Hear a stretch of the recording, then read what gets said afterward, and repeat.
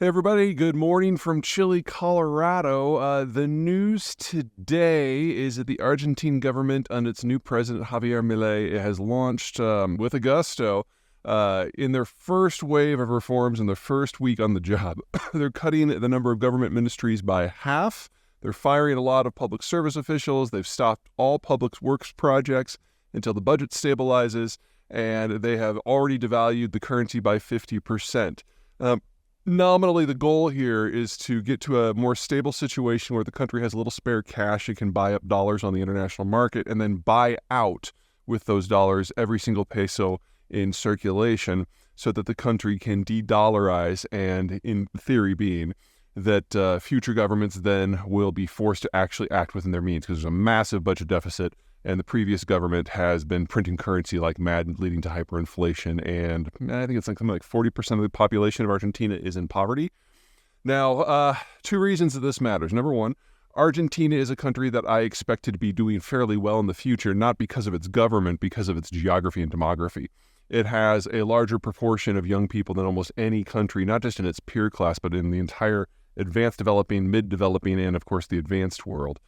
So a lot of the problems that everyone was dealing with, say, pensions as mass retirements hit the workforce, that just doesn't apply in Argentina at all, and it won't for decades. Second, Argentina has got a pretty sweet spot on the planet. It's got great arable land, great navigable rivers, pretty good infrastructure. Its educational system is top-notch.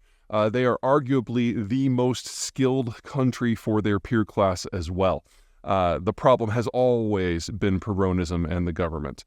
Now, if Milei can fix a few things, then great. But I think the other reason to look at this is in the world we're moving to as it deglobalizes, a lot of countries are going to be watching the Argentinian experience very closely, not because they have a similar political culture or geography or economy, but because as trade breaks down, the ability of countries to maintain soft currencies at all is going to be somewhat limited.